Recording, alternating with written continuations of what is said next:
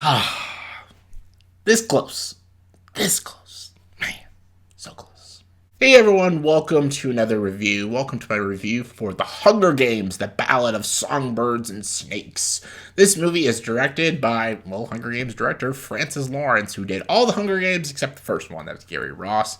This movie stars Tim Blythe, Rachel Zegler, Viola Davis, Jason Schwartzman, and Mr. Peter Dinklage. And this is the prequel to the Hunger Games franchise, the probably one of the biggest YA franchises, right there with like Twilight and Harry Potter, if you count it. This is the backstory of Coriolanus Snow. This is when he's 18 years old, and this is when he becomes a mentor to a District 12 tribute, Rachel Zegler's character, Lucy. He becomes a mentor to her to gear her up for the media and for some showmanship and like presenting her as this sort of champion of the district, even though she's basically there for, cattle, I guess, in a way. And the movie is a lot about political warfare and media manipulation, which is what a lot of the Hunger Games is about. I'm a huge Hunger Games fan, by the way. I'm just saying. I love the books written by Suzanne Collins. I think she did a remarkable job with the books.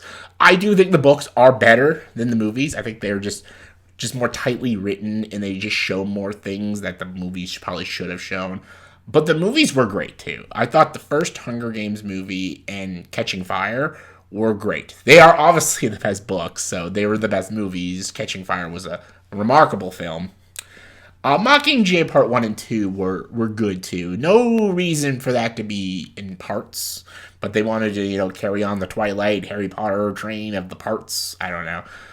But definitely good, not as good as the first two. But what I loved about the Hunger Games was not about what everyone likes, is like the crazy survival skills of surviving the Hunger Games and stuff, and like flipping off District 1 and fuck you to the hierarchy and stuff. That's not really why I liked Hunger Games. I liked Hunger Games for its characters. I loved Hunger Games of the media stuff, like them manipulating through the media and how they have to. It's so realistic and very timely of how you have to present yourself to show yourself as this person that you're clearly not. Like how District 1 does it, and how all the districts, even though they are all going to probably die in the Hunger Games, they have to show that this is a sport and that they're glad they're here, they're going to do it, they're going to fight with honor for their districts, but even though they're all fucking shitless, terrified, and fucking hate District 1, because District 1 rules it all. And President Snow is, the president of all, and it was always interesting. And Katniss was a great character who was a rebellion and stood against it. And she never wanted that. That's why I always liked Katniss as a character. She never wanted that role as this rebellious leader. She just didn't like what they were doing. And she said, I had enough of it. And she says, even the first Hunger Games, which is what I love, is with her and Peeta want to kill themselves because they don't deserve a victory and stuff. Because this is all entertainment for them, but this is our lives. And that's what made Katniss an interesting character. And that leads me to this movie now, because Katniss was such an interesting character, they almost tried to do a Katniss 2.0 with Lucy, Rachel Zegler's character, who is basically Katniss in a lot of ways. And she is not very interesting in this movie.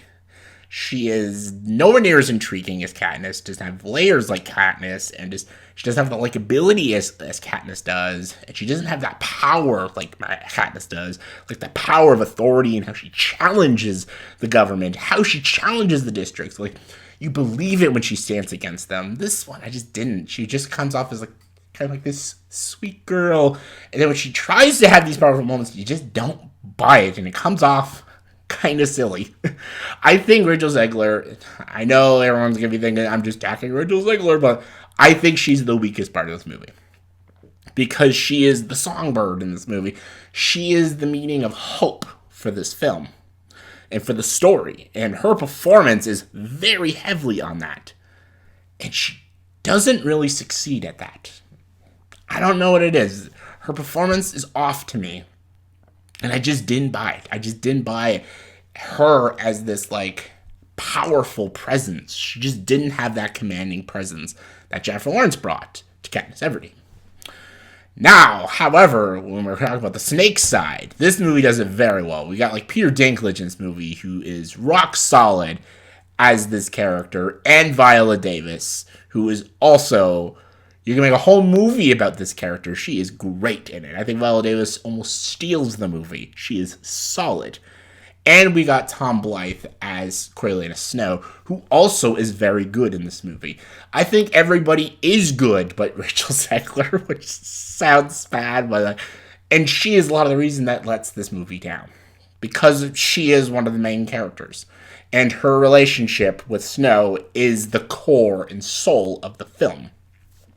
And he is the only one that's interesting and really bringing it, because he is very good as Snow, a very complex, kind of heroic, but also really not heroic character.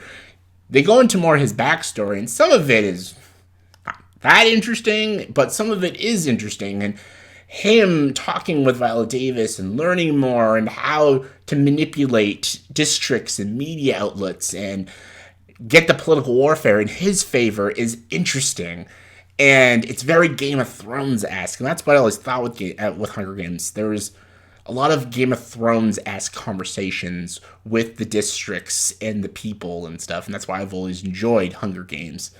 And there's some of that in this movie. There is some great scenes when they're talking about those kind of things, but then there's also some very watered-down things that just spoon-feed you answers and tell you right there, that's the bad guy, that's the good guy, that's the bad, that she's good. See, Hunger Games is so interesting that you never knew who was good and who was manipulating who, and that's what made it so interesting. Like, Philip Seymour Hoffman's character in Catching Fire was such a great character.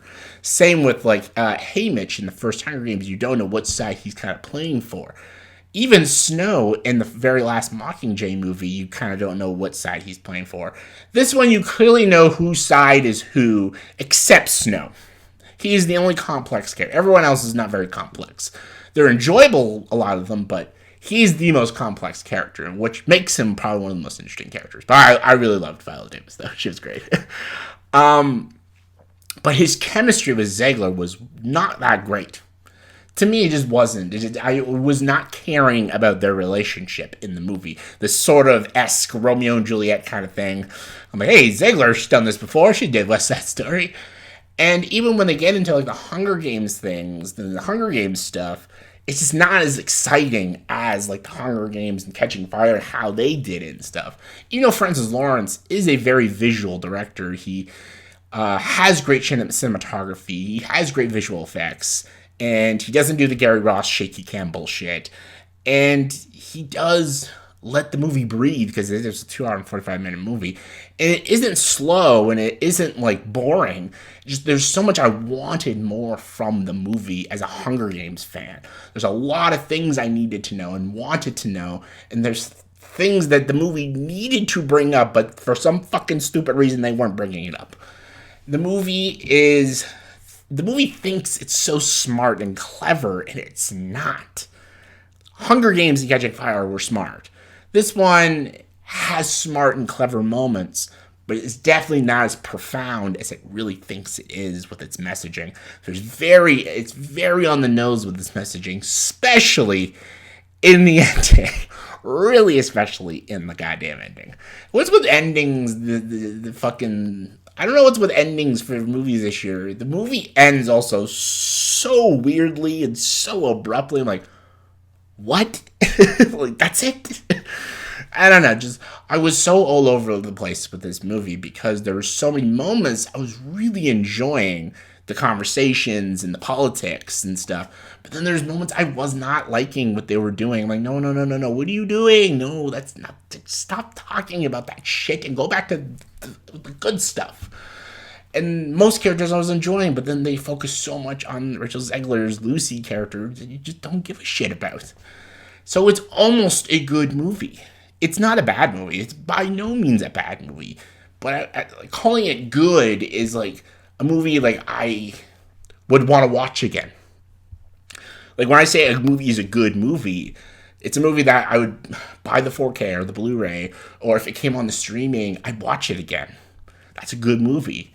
To me, I wouldn't watch this again. I'd watch the other, like, Hunger Games movies again, but I wouldn't watch this movie again. It just didn't hold my interest as much as the previous Hunger Games film, even though there was enjoyment in it, and good stuff, and good writing, good direction, great performances, great character moments. But all in all, I still felt very empty after the movie ended. To me, it was just okay. It could have been a hell of a lot worse, and I'm glad it wasn't. But it could have been a hell of a lot better. But yeah, my respects to Tom Blythe, Peter Dinklage, and Viola Davis for really killing it in their roles, and Francis Lawrence by giving a very beautifully directed film.